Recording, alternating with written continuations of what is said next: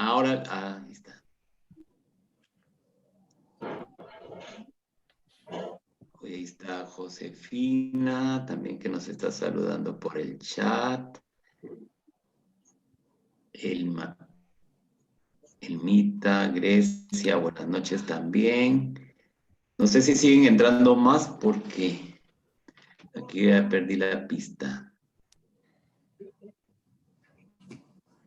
Hay 32 personas ahorita. Bueno, una pregunta, ¿quién acepta ahora? Yo. Los dos, ¿usted? Ah, los dos, así. sí. Bueno, entonces para que yo no tenga que estar... Buenas noches, Ángel. Buenas noches a todas y a todos. Soy Elizabeth. Claro. Hola, que sí. Eli, buenas Elizabeth. noches. Reconocido. Hola, ¿cómo están? Bueno, Hola, entonces, Elizabeth. ¿sí escuchan bien todas y todos? Sí, escuchamos bien. Buenas Perfecto. noches. Es que ahí se Sí, está, Hans gracias.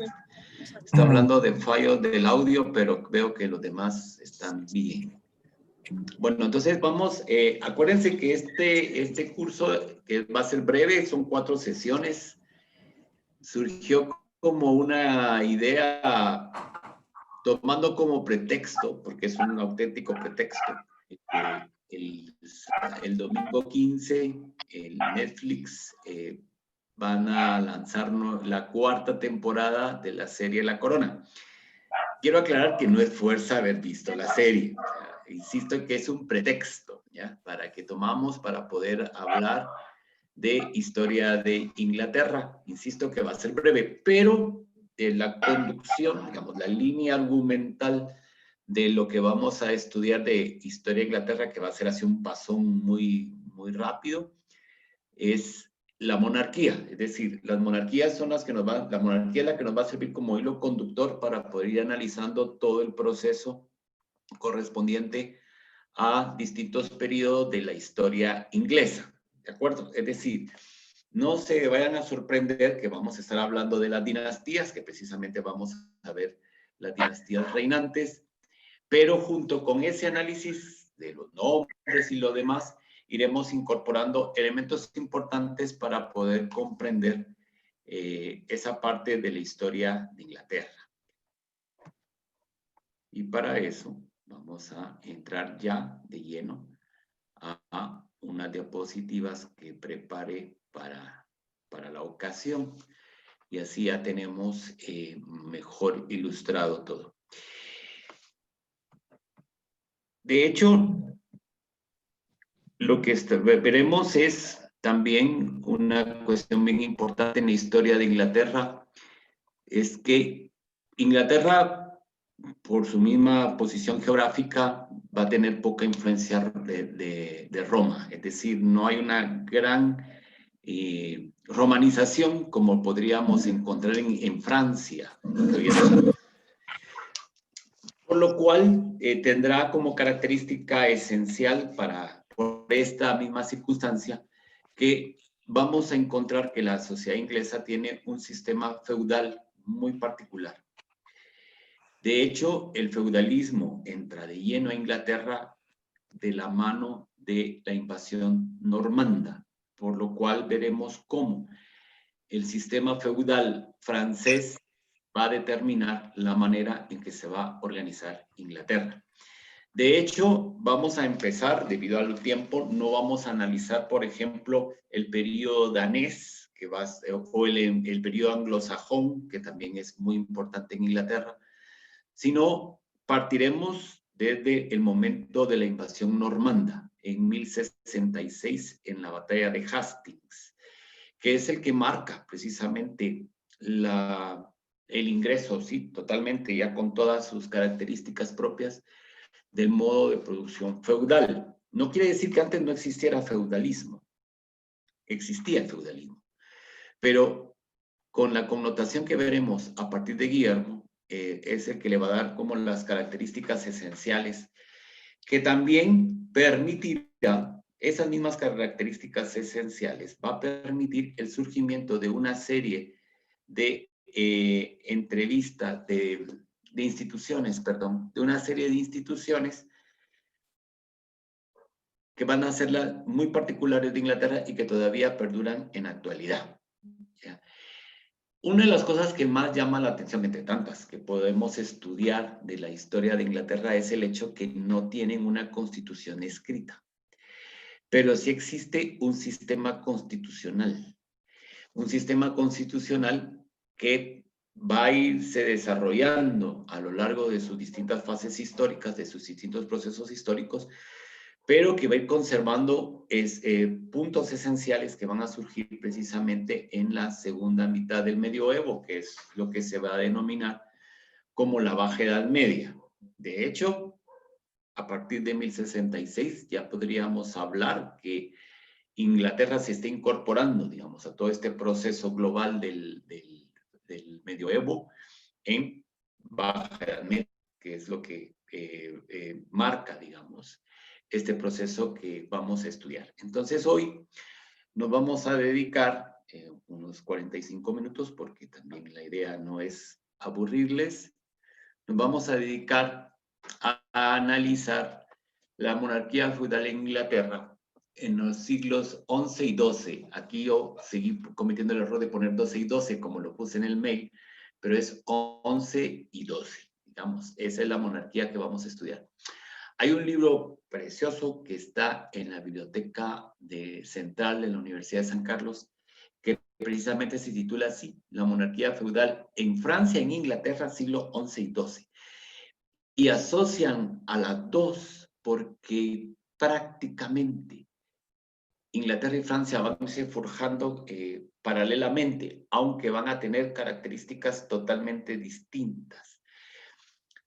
Guillermo es duque de Normandía, llega a ser duque de Normandía debido a que, digamos, los hijos legales, digamos, entre comillas, del que era padre de Guillermo, pues no van a sobrevivir y el ducado cae en manos de Guillermo, que es un hijo bastardo. Vuelvo a recalcar lo que muchas veces les dije en aquellas noches de toque de queda, en el sentido que la bastardía en la Edad Media no es entendido como algo despectivo o de exclusión social, sino también va a ser como una manera de reafirmar que aún estando fuera del matrimonio, ese hijo, esa hija tiene derechos adquiridos si son los que sobreviven a los legales. Entonces, el concepto de legalidad en cuanto al linaje no es de la visión que nosotros tenemos hoy en día. Hay cosas, y estoy seguro que ustedes la habrán vivido, de familias donde más de alguien les dice que tal persona no es de la familia porque fue fuera del matrimonio, porque no ha sido reconocido por las grandes casas reinantes que son sus familias.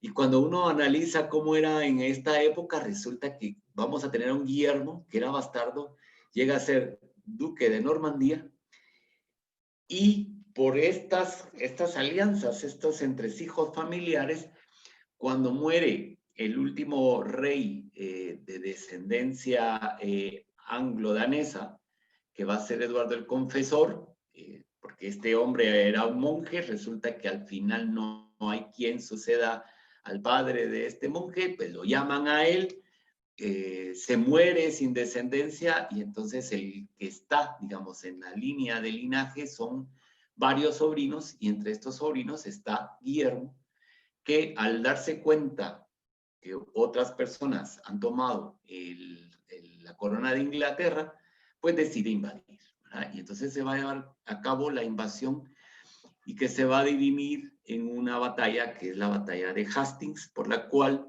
Inglaterra, que es prácticamente lo que vemos aquí, bueno, este es un mapa de una parte de lo que es, esta es una parte de la isla de Gran Bretaña. Lo que estamos pasando con el cursor es Gales, ¿ya? Este es el país de Gales. Esto era un reino distinto. Luego al norte está Escocia, que es otro reino, y aquí va a haber otra isla, que es la isla de Eire, o sea, Irlanda. Y a medida que vamos a ir avanzando, veremos cómo los reyes ingleses quieren incorporar Gales, quieren incorporar Escocia, Pero lo que no aparece en la historia, digamos, en la historia que estamos acostumbrados a ver pensando en películas, por ejemplo, es en la incorporación de Irlanda. Pero Irlanda va a ser uno de los territorios que serán incorporados muy tempranamente al reino inglés. Y en esa incorporación de Irlanda tiene mucho que ver la cristianización, porque la iglesia irlandesa va a depender mucho de la iglesia inglesa. ¿Ya? Otra de las características que podemos también destacar en el caso de Inglaterra es que la parte más desarrollada y donde se van a dirimir todos los destinos económicos, políticos y sociales en la parte del sur. Y Londres va a ser una, que había sido cabeza en el periodo de los romanos, pues va a seguir teniendo como esa importancia a la hora de determinar todo el proceso político en el resto de lo que es Inglaterra. Aquí tenemos la imagen más representativa de lo que fue la invasión normanda. ¿Por qué es importante destacar la invasión normanda? Porque estamos en pleno proceso feudal. ¿Ya? ¿Cuál es lo más importante, o digamos, el centro, el núcleo del modo de producción feudal?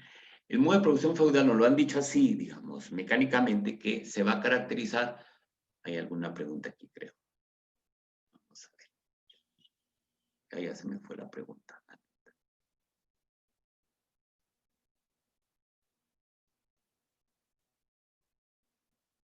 El título es el siglo XI y XII, Nata. Muy bien. Entonces, el sistema feudal, en la parte productiva tenemos dos momentos muy importantes. En lo que se denomina la Alta Edad Media va a ser una economía agrícola no comercial. O sea, no hay comercio. No hay nada de comercio. Pero a partir de la Baja Edad Media, el año 1000 va a marcar, digamos, esta gran separación. Sigue siendo una economía, por supuesto, agrícola, pero empieza también a darse el comercio. Y precisamente el comercio implica tener mercados, vamos a decir esa palabra, pero aunque en la Edad Media no es que se aplique el concepto de mercado que tenemos ahora, y eso también determina la necesidad de la expansión.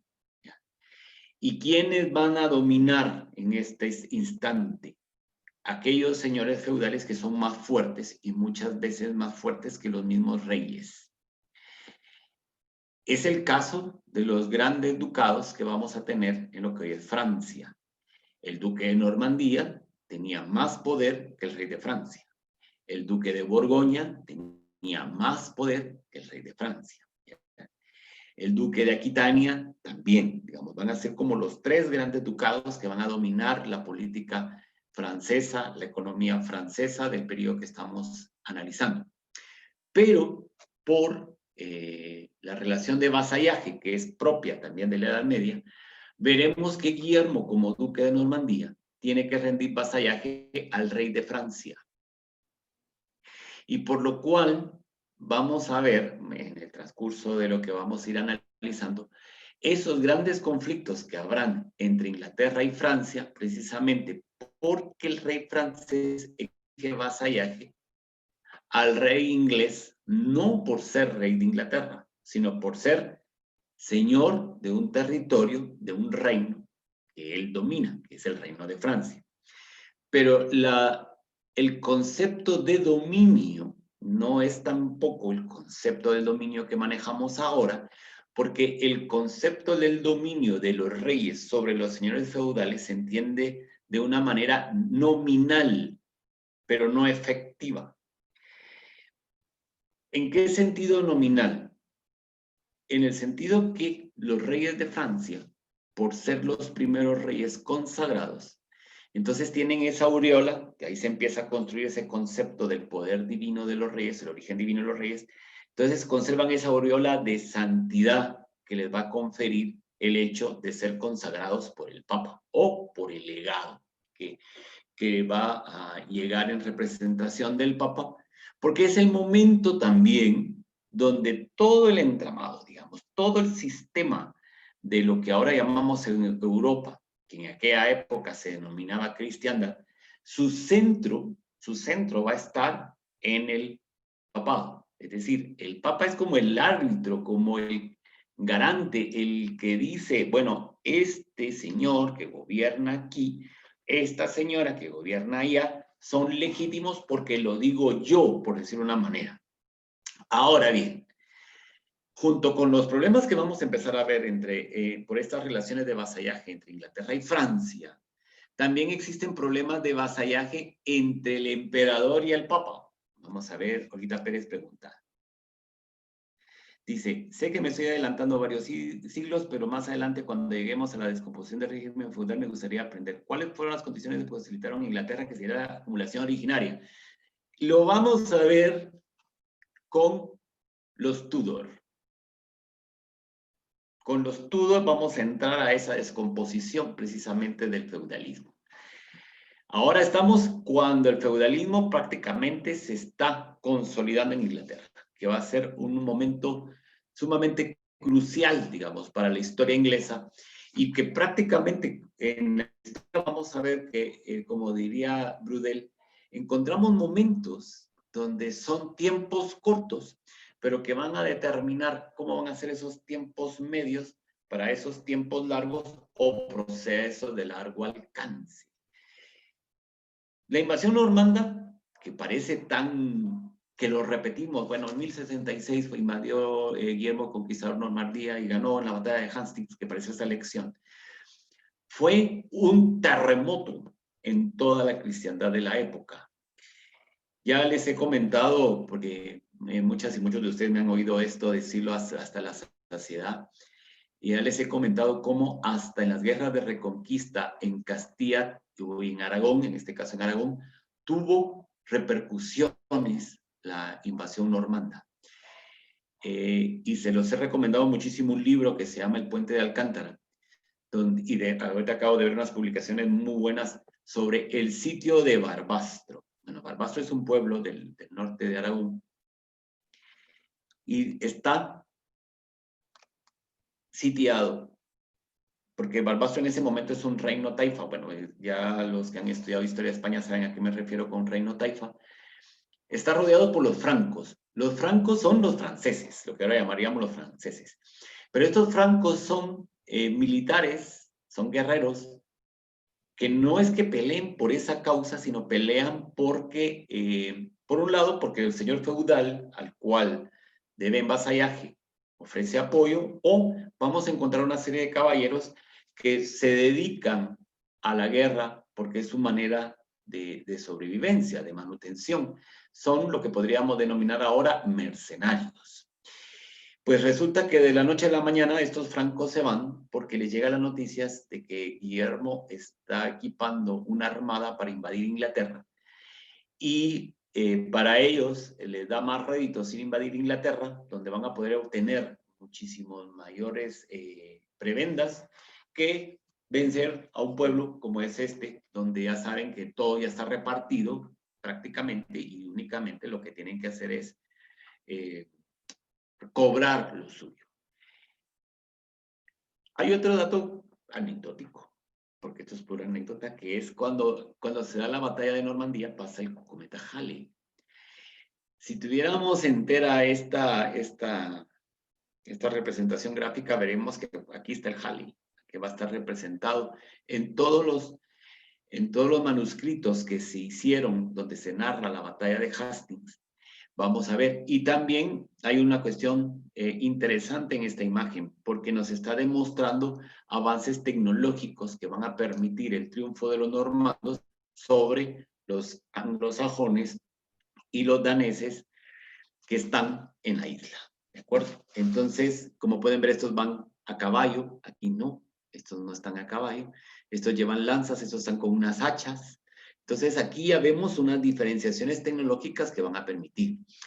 También lo que va a permitir el triunfo normando sobre los ingleses es que estos están mucho mejor organizados y estos están saliendo de una guerra civil producto de dirimir quién va a ser el rey de Inglaterra, ¿ya? Entonces esto tiene mucha repercusión.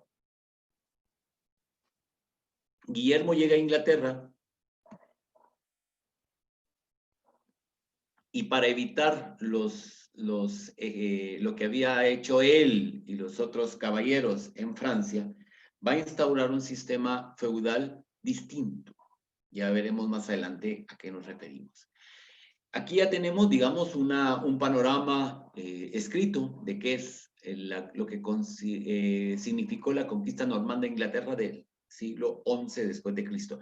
Tenemos que decir también que con la invasión normanda de Inglaterra del siglo XI, después ya no hubo más invasiones a Inglaterra. Los otros dos intentos que se hicieron fueron fallidos. Uno es el de Napoleón en el siglo XIX y el otro es el de Hitler en el siglo XX.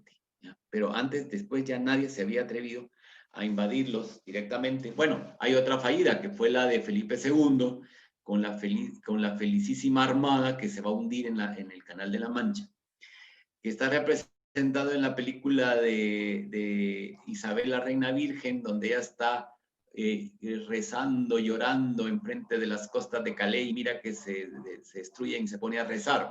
Eso es una manera muy bonita, muy romántica y muy idílica, pero la realidad fue otra. La tormenta hizo pedazos toda esta armada y por tanto ya no hubo esa invasión a Inglaterra. Aquí hay un pequeño resumen anterior a esta batalla de Hastings. Los vikingos habían atacado las islas británicas desde el siglo VIII, ¿ya? Y unas otras fueron cayendo los reinos anglosajones en manos de los daneses, ¿verdad? De hecho, si no estoy mal, Hamlet está representada, está ambientada precisamente en este momento histórico. Y el último rey sajón será Eduardo el Confesor, que va a morir en el año 1066. Y por esas cuestiones que se van a dirimir, es que al final Guillermo, que va a ser hijo de uno de los hermanos de Eduardo, educado en Normandía de madre vikinga, va a conquistar la isla y, como les dije antes, vence a los anglosajones en la famosa batalla de Hastings. Y aquí vemos un mapa más bonito, ¿verdad? Aquí está, esto es Inglaterra, prácticamente. Lo que vemos como más clarito es la Inglaterra que va a dominar Guillermo, que esto es Normandía, ¿verdad? Y después van a incorporar la Aquitania a estos dominios. La conquista normanda fue la invasión y ocupación de Inglaterra en el siglo XI por un ejército formado por normandos, por supuesto, bretones y francos. Claro, aquí le ponen franceses porque hay que traducirlo. Estos franceses son estos francos que les contaba yo, que cuando fue este sitio a este pueblo de Barbastro, se fueron a enrolar porque tenía más beneficio económico que quedarse en este pueblo perdido. Y aquí ya vemos, estas flechitas nos indican las formas de querer entrar a Gales. ¿Se acordarán ustedes que en uno de los capítulos de La Corona, en la temporada 3, cuando sale la escena, bueno, el capítulo dedicado al príncipe de Gales, Carlos, cuando lo van a coronar príncipe de Gales en el castillo de Carnarvon en Escocia, ese maestro dice unos datos muy interesantes. O sea, es una serie, digamos, para el gran público. Pero ciertos personajes son los encargados de dar los datos históricos que permiten entender muchas de las cosas que no estamos como familiarizadas y familiarizados. Y uno de esos es cuando él cuenta la historia de Gales, ¿ya? Porque los galeses son celtas, ¿ya? Y ahí ellos hablan el celta o el gaélico, ¿verdad? Este es un idioma que han ido rescatando. ¿Por qué? Porque otro de los fenómenos interesantísimos de la invasión normanda es la amalgama de idiomas que se van a dar hasta llevarnos a lo que es el inglés actual, que es otra de los elementos también poco conocidos de nuestra parte. Y de hecho, toda esa riqueza entre lo que es el celta, lo que es el idioma irlandés, lo que es el escocés, todos estos idiomas son también los que van a nutrir todo el, digamos, el argumento que vamos a encontrar en estos, como El Señor de los Anillos de Tolkien. Entonces, por ejemplo, cuando alguien me dice, ay, a mí las películas me aburren, bueno, está bien que te aburren las películas porque a lo mejor no era lo que buscabas, pero no vayas a comparar los libros de Tolkien, El Señor de los Anillos, con Harry Potter, porque no tiene nada de relación. La única diferencia es que tienen un montón de tomos y han hecho como 100 películas de Harry Potter, pero de ahí no hay ninguna relación más.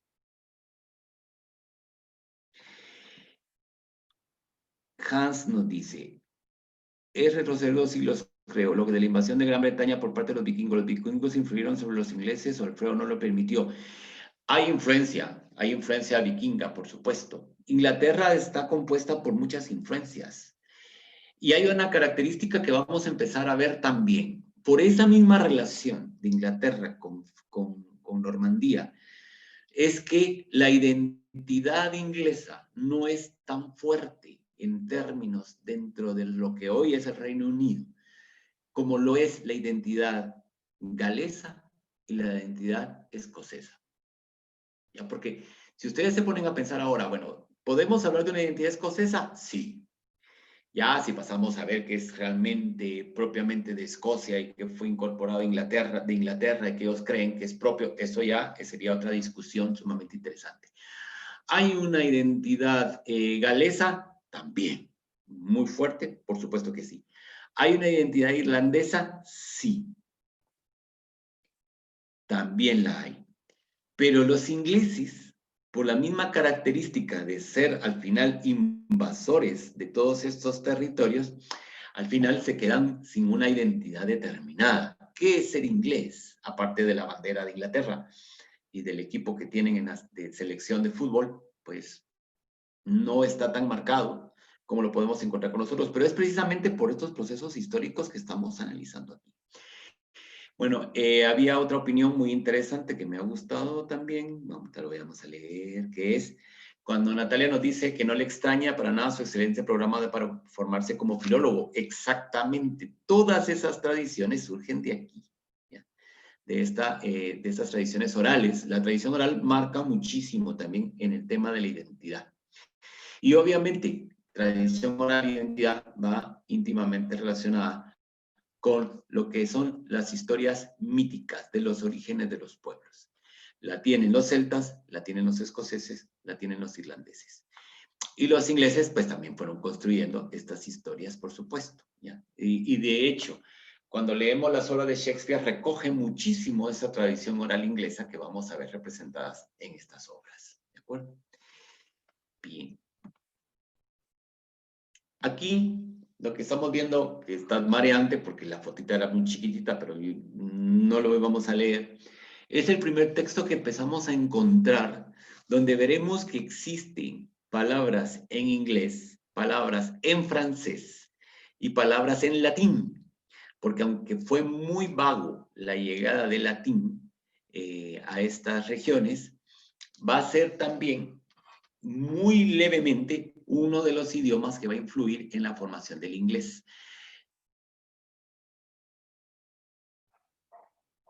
Exactamente, Grecia, Iván. Dice, en ese episodio del Príncipe Carlos hay una especie de reclamo hacia la corona por desconocer la realidad plurinacional. Exactamente, que está resurgiendo.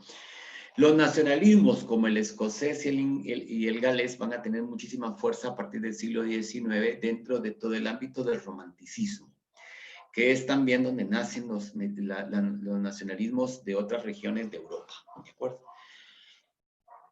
Aquí, pues, obviamente, lo que vamos a ver son esas incursiones inglesas hacia Gales o hacia el norte, a Escocia. Pero en cuanto a la amalgama, y ya lo vamos a ver con algunos nombres más adelante, mejor me voy a quedar aquí y después ya le voy a poner otro ejemplo. Esta es una página de un texto que se llama el Domesday Book. El Domesday Book no es más que el primer censo con fines de establecer una, vamos a decirlo en términos actuales, una agencia tributaria. O sea, lo que quieren aquí Guillermo es, bueno, ¿cuántas rentas voy a sacar de este reino? Entonces, para eso, va a mandar a una serie de escribientes, que tampoco van a creer que son muchos, con un libro que se llama el Domesday Book, porque resulta que era el domingo donde la gente estaba en su casa, que era cuando visitaban los censores, y le preguntaban a la persona, bueno, ¿usted cuántas gallinas tiene? Tantas. ¿Cerdos? Tantos. Okay. Tierra, pues mire, 3 cuerdas. ¿Cuánto produce? Tantas fanegas de trigo, papá. ¿Tiene ovejitas? Sí. ¿Cuánto le da de lana? Tanto. Lo iban apuntando. Entonces, le enseñaban, digamos, el texto y le decía, bueno, mire, todo esto es lo que usted me acaba de decir. ¿Jura que es así? Sí. Va. ¿Sabe escribir? No. Ponga su dedo. Sí. Sobre eso que estaba escrito en el Domesday Book es que se cobraba la renta. Por eso, más adelante veremos la gran rebelión que va a haber con Juan Sin Tierra, porque Juan Sin Tierra va a decir, no, esto lo tenemos que actualizar porque estas gentes tienen más de lo que declararon hace casi un siglo, sus antepasados, y por tanto tienen que pagar mayor renta. Ya veremos las consecuencias que tiene esta cuestión que decide hacer Juan Sin Tierra. Otra de las cosas que vamos a detectar a la hora de analizar cómo el feudalismo inglés empieza a adquirir, digamos, primero con esto vemos que empieza a adquirir una forma administrativa. Ya no va a estar, por una manera de decirlo, a merced de lo que decían los señores feudales, sino va a estar según una cabeza. En este caso, la cabeza es el rey. ¿Por qué Guillermo procede de esa manera? Porque no quiere en su reino que conquistó que se repita lo que sucede en el reino de Francia, donde el rey solo gobierna en lo que se denomina la isla de París, que todavía se sigue llamando así, región de la isla de París. ¿Ya? Quienes vieron la serie Versalles se acordarán que algunas temporadas fueron patrocinadas precisamente por la región de la isla de París. Eso me llamó la atención cuando vi la serie. Dije,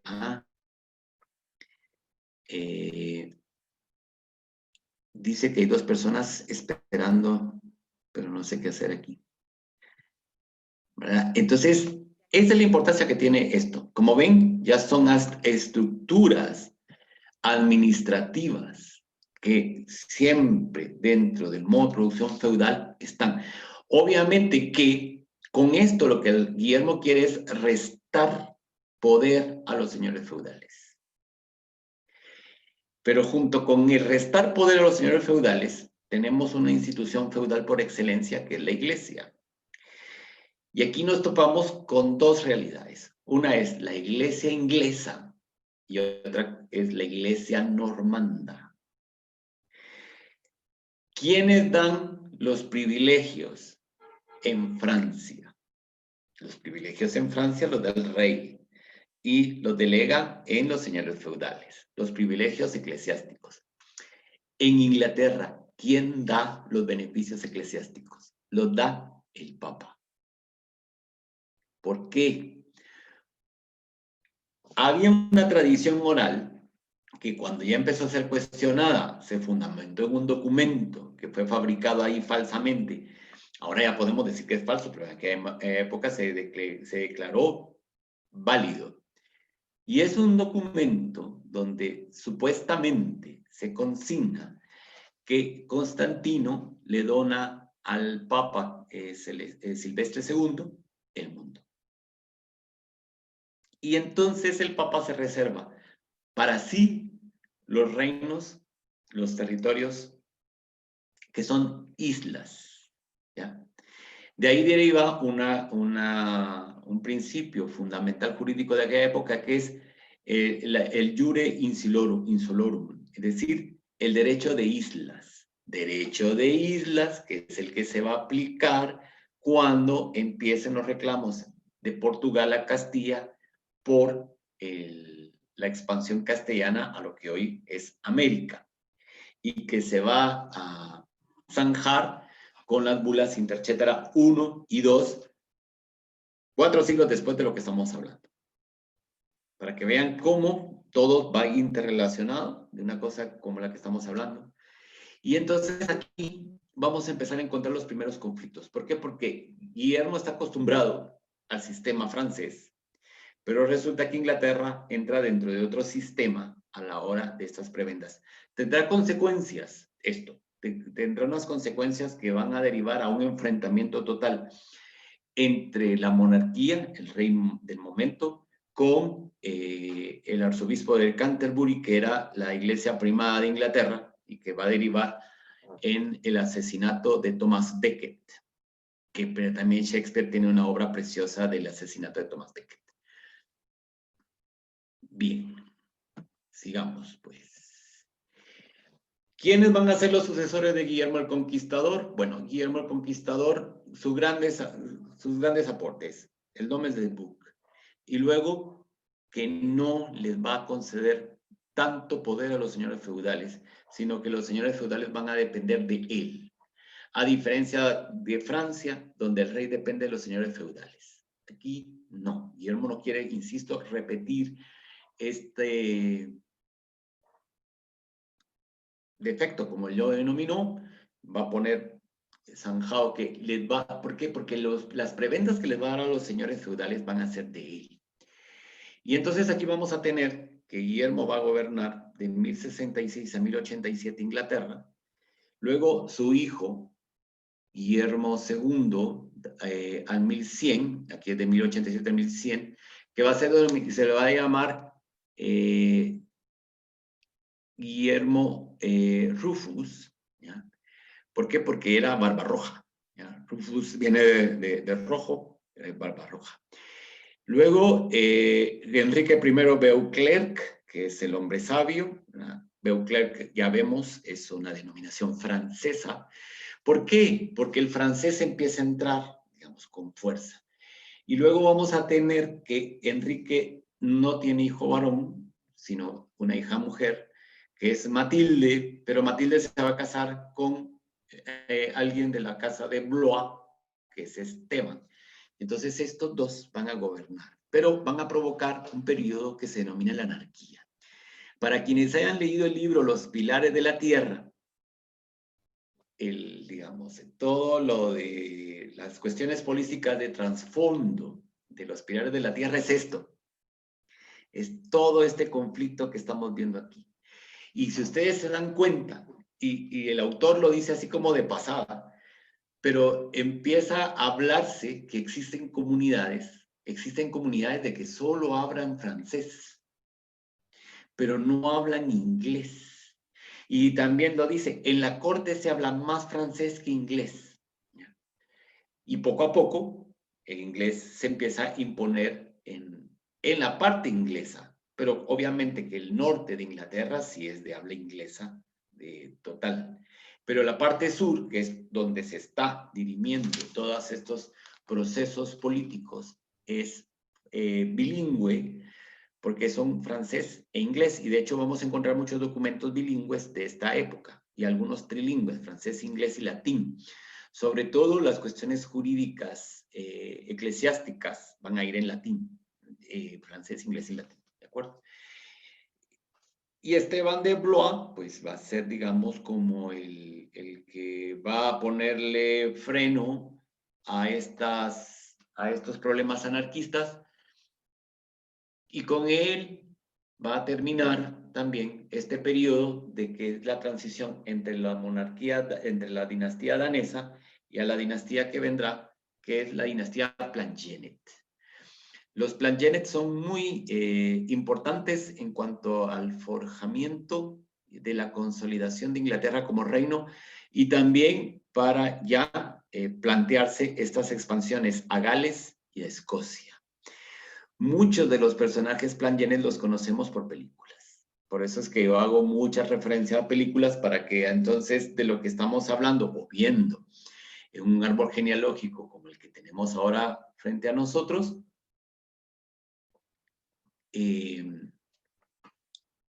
pues nos sirva para poder tener una imagen de qué era lo que se estaba viviendo en esto. Bueno, Enrique I Beauclerc, ya dijimos, su hija Matilde, Después Matilde se vuelve a casar con Godofredo Plantagenet. En los Pilares de la Tierra sale cuando Matilde deja a Esteban de Blois, sale cuando se casa con Godofredo, los planes que hacen para volver a invadir Inglaterra y arrebatarle a Esteban el reino. Y mientras ellos están peleando por eso, tenemos en los Pilares de la Tierra la descripción de cómo se empiezan a construir las iglesias góticas. ¿Qué estamos viendo en este momento? Ya dijimos que hay un sistema que es el modo de producción feudal. Ya dijimos que prácticamente el avance de los normandos a Inglaterra también es parte de la expansión necesaria.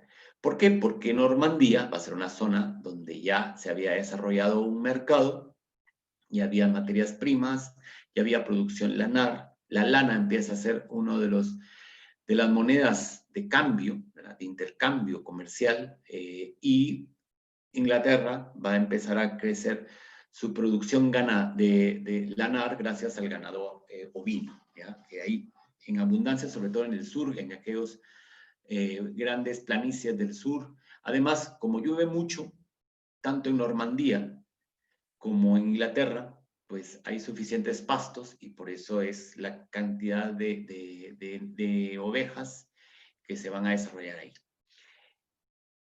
Si ustedes leyeron Los Pilares de la Tierra, se acordarán que está, por un lado, la construcción de la catedral gótica, y por tanto, aquí ya tenemos el surgimiento de la que en el futuro será la clase social que le pegará el tiro de gracia al feudalismo, porque ya tenemos burgueses.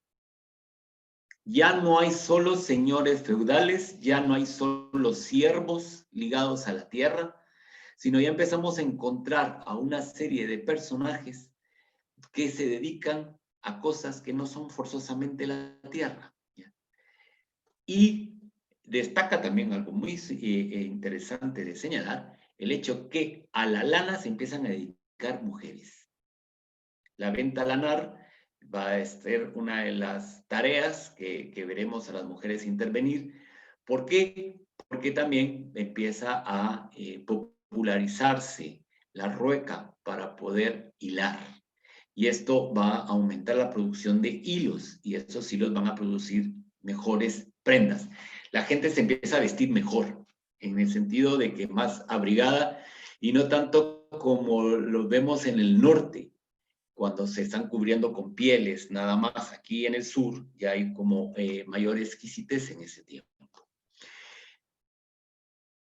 Matilde y Godofredo tendrán a Enrique II. Enrique II es el que va a iniciar la dinastía Plantagenet, que es de origen francés. De hecho, van a francesar muchísimo la corte inglesa. Y es Enrique, que también va a tener problemas con la iglesia, que hasta que llegan a matar, como les dije antes, a Thomas Becket, que después ya con él se cargó de conciencia, pues decide pedirle a Roma que lo canonicen y lo canonizan. Y por eso es San Tomás Becket. ¿Ya? Y este personaje va a llegar a Roma a pedir perdón al Papa descalzo, vestido de sayal, y el otro lo va a perdonar. ¿Verdad? Y entonces le levantan una iglesia a San Tomás Becket y, pues, digamos, está ese imaginario de hombre que luchó por la libertad. No luchó por la libertad. En el conflicto que estamos viendo es que la iglesia quiere imponer sus privilegios propios de toda esa tradición oral feudal, pero los monarcas ingleses quieren tener injerencia sobre la iglesia como lo tiene el rey de Francia. Ese es el conflicto que veremos que inicia en este momento y que se va a dirimir hasta Enrique VIII. De acuerdo, lo de Enrique VIII, el pretexto de Ana Bolena, que fue pues un buen pretexto, pero de fondo hay cosas más profundas. Las relaciones feudales monarca e iglesia. Porque el Papa en este momento es un señor feudal, que se considera superior a quien todos deben vasallaje. Los reyes le deben vasallaje al Papa. Pero estos reyes se empiezan a dar cuenta que en sus reinos ya empezaba una mayor producción, hay unas transacciones económicas, las rentas empiezan a aumentar, Y entonces dicen, bueno, ¿yo por qué le tengo que estar rindiendo un vasallaje al otro? Si yo puedo ser el señor en mi misma tierra, por un lado. Y por el otro lado, tenemos el doble vasallaje que tenían que rendir los reyes ingleses, uno al Papa por ser una isla y otro al rey de Francia por el ducado de Normandía, que después vamos a ver que añaden el ducado de Borgoña y el ducado de Aquitania. ¿Ya? Y por tanto esos territorios son mayoritariamente ingleses. De ahí viene la Guerra de los 100 Años, por poner un ejemplo. ¿Ya? Quienes hayan visto la serie Los Tudor, se acordarán la escena cuando... Y eso sale en todas las películas de Enrique VIII. Se acordarán la escena cuando llega Enrique VIII ante Francisco I y se presenta como rey de Francia. Los reyes ingleses, a partir de Enrique, se van a denominar reyes de Inglaterra y Francia. O sea, empiezan a reclamar el trono francés. ¿Quién va a ser superior? En este momento, Inglaterra. Pero eso va a fortalecer también el sistema feudal francés. ¿Ya? Eso también va a determinar que los reyes de Francia quieran imitar el poder que los reyes ingleses empiezan a tener. Bueno, Enrique II va a tener 2 hijos, Ricardo I, que es Ricardo Corazón de León, que prácticamente nunca gobernó, porque se fue a las cruzadas. Este Ricardo se fue a las cruzadas y después gobernará su hermano Juan I, que es más conocido Juan Sin Tierra, el rey de la época de Robin Hood y de todas estas historias que hemos visto en las películas. Juan Sin Tierra va a tener como característica fundamental que tendrá una rebelión de los señores feudales. Juan Sin Tierra quiso imponerse de una manera autoritaria, lo cual no era común para el momento feudal que estamos pasando. Y va a ser uno de los primeros reyes que va a hacer una jugada política aprovechando que el sistema económico está manifestando ya cambios. ¿Cuál va a ser esa jugada política? Apoyarse en las ciudades, apoyarse en los burgueses, en detrimento de los señores feudales. Pero al final, este apoyo no le va a durar mucho porque junto con el apoyo al inicio que le va a dar a las ciudades, también se da cuenta que las ciudades están exentas de rentas. Y entonces les va a poner impuestos. Las ciudades se levantan, porque una de las características del crecimiento de las ciudades al inicio de la segunda mitad de la Edad Media, o sea, la Baja Edad Media, es que como no existe una legislación propiamente dicho, prácticamente las ciudades empiezan a enriquecer y el capital, por decirlo de una manera circulante, queda ahí, porque no tienen que pagarle a nadie. Y aparte, cuando ya empiezan las peregrinaciones por ejemplo, la tumba de Santo Tomás Becket se convirtió en un centro de peregrinaje. Entonces, esos centros de peregrinaje van a tocar los distintos burgos. Y en esos burgos se empiezan a crear ferias, se empiezan a crear mercados. Y veremos cómo ya hay días de mercado, los martes y los jueves, por ejemplo. El domingo no, porque ese es el día de descanso. Y casualmente, ¿por qué son martes y jueves? Porque casualmente cuando uno estudia, por ejemplo, los grandes momentos de la estructura eclesiástica, resulta que el martes no puede decretarse que no haya que moverse porque es en acción de gracias a los ángeles custodios. Y en los días jueves también se puede mover todo el mundo, es festivo. ¿Por qué? Porque es el día de la Eucaristía. Entonces, por eso, los mercados los vamos a tener siempre como martes o jueves, pero no los vemos en domingo. ¿Ya? Al momento que hablamos que hay mercado, eso quiere decir que hay transacciones comerciales. Las primeras veces era por medio de trueque. El ganado de ovejas, ya lo dije, la lana, que va a ser también una de las monedas principales en este momento, pero posteriormente ya se van a empezar a acuñar monedas porque aparecerán nuevamente las monedas que se tenían anteriormente durante el periodo romano. ¿Ya?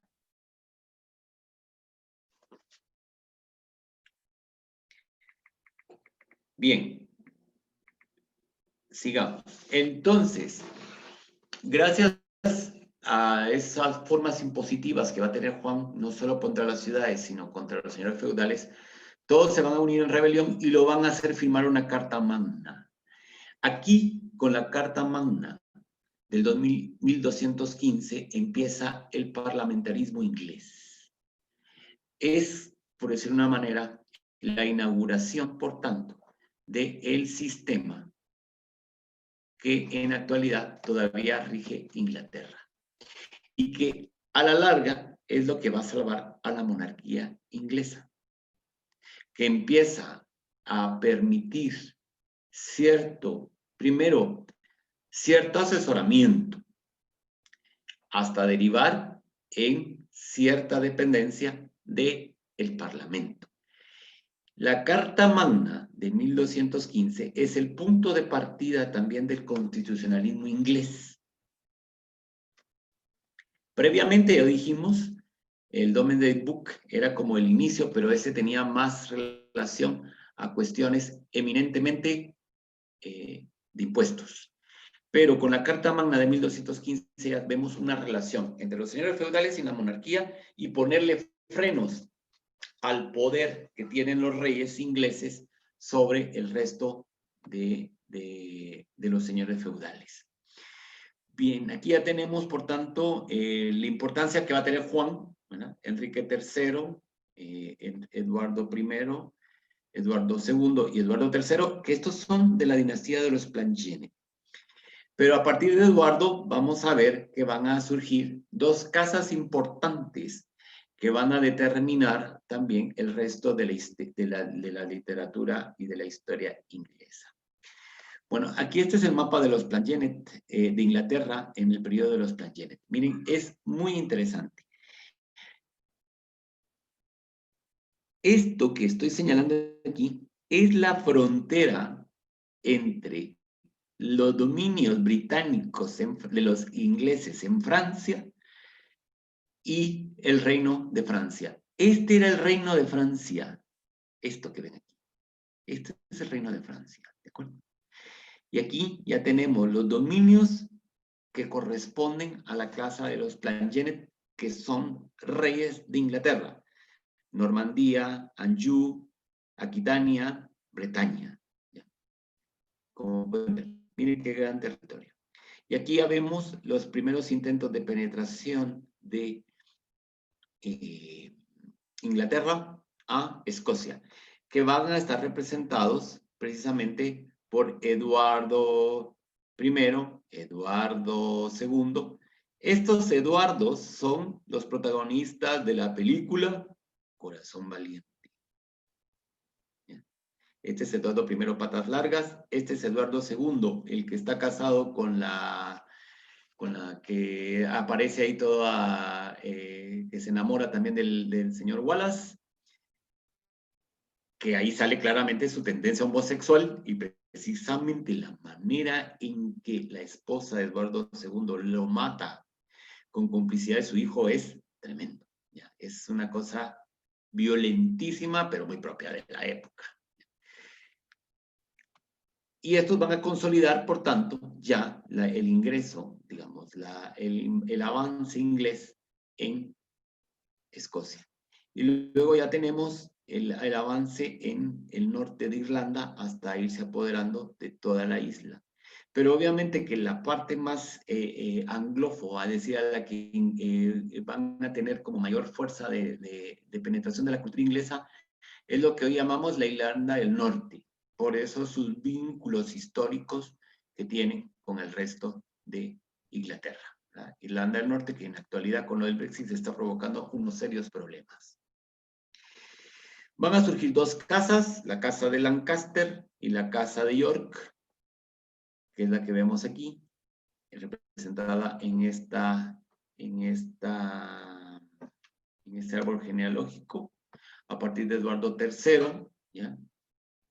Que vamos a tener con Blanca de Lancaster, Juan Duque de Lancaster, que se casa con Constanza, va a ser Enrique III. ¿Verdad? Este Enrique III es, miren pues, miren lo interesante cómo todos estos se mezclan. Eduardo III tiene una hija que se llama Catherine, que se casa con Enrique III, que es rey de Castilla y León. Y es la manera en que llega la casa de Lancaster a Castilla, que después va a emparentar con los Trastámara. Y por eso la madre de la reina Isabel la Católica era Lancaster, pero también emparentada con los Savi de Portugal. Y por eso es que después están reclamando territorios y coronas por estos lazos familiares que tienen muy fuertes entre todas estas casas, como pueden ver. Esta es la casa de Lancaster, de esta casa van a ser la de York, y posteriormente de la casa de York, Margarita se va a casar con uno que se llama Edmundo Tudor, de la cual van a nacer Enrique IV y Enrique VIII, que van a ser los que determinarán, por tanto, la dinastía de los Tudor. Aquí ya tenemos la casa de York, que ya les había hablado antes. Estos son los Lancaster, estos son los York y estos son los Tudor. Como ven, a partir de 1066, por tanto, solo tenemos a los el periodo de interregno, por decir, entre Guillermo el Conquistador y Enrique I Beauclerc.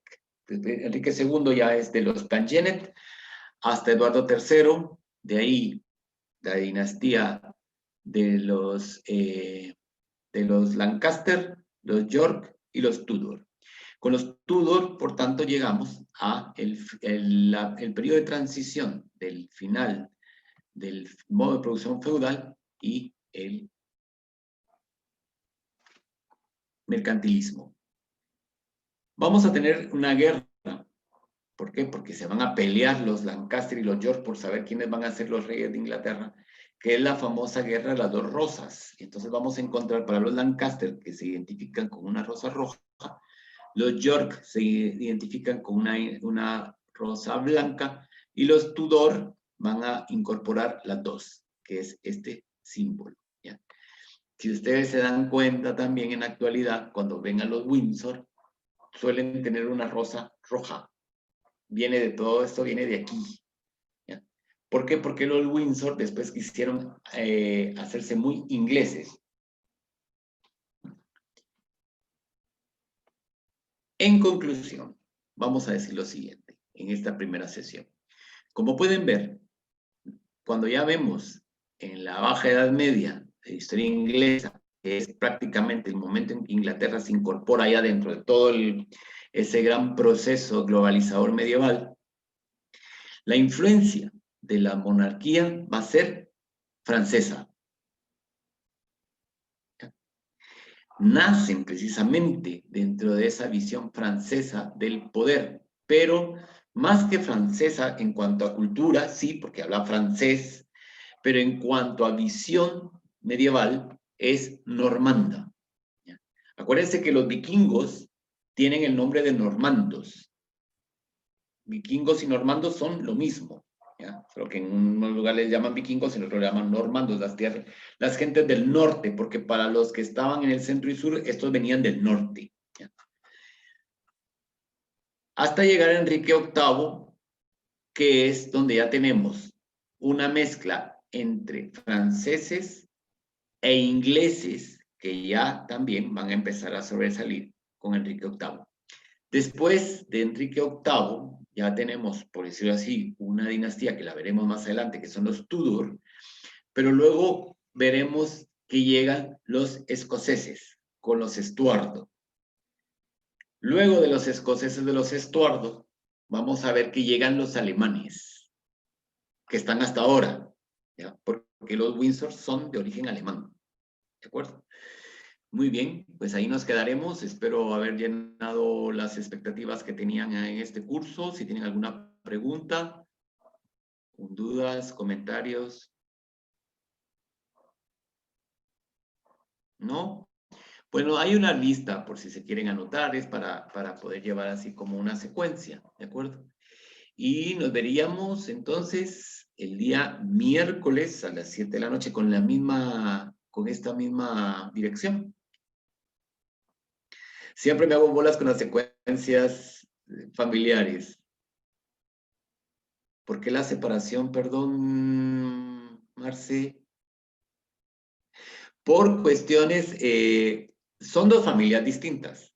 Entonces, lo que quieren son procedentes de dos casas importantes que en un momento dado, por los matrimonios que van a tener los Plantagenet, primero se van a casar con una Lancaster, pero después otro de los Plantagenet se casa con uno York, y por lo cual quieren definir quién es el que más fuerza puede tener para gobernar Inglaterra, ¿ya? Por eso, ¿verdad? ¿Cuál sería el mito fundacional de más incidió en la conformación de la identidad histórica de Inglaterra? Tiene que ver muchísimo el que los ingleses van a tener, primero, una rebeldía constante contra los romanos, su origen céltico también, porque ellos se van a considerar célticos, pero sobre todo el triunfo de los anglosajones, los anglos y los sajones, para sacar a los romanos de su territorio. Digamos, ese sería como sus mitos fundacionales. Bueno, Olguita Pérez me lo preguntó en privado, pero ahora me di cuenta que era privado, ya está, ya le contesté en público. Muy bien, nos veremos el próximo miércoles, donde vamos a hablar ya de los Tudor. Y obviamente de la parte que más le gusta a la gente, que es lo de las famosas esposas de Enrique VIII. Y vamos a estudiar una parte muy bonita de concepción social que en la actualidad no sería entendida. Bueno, no les entretengo más, que pasen primero muchísimas gracias y que pasen muy buenas noches y que descansen. Y para quienes están matriculados en la otra clase, pues también mañana a las 7. Si no, hasta el miércoles. Que descansen. Muchísimas gracias. Feliz noche a todos.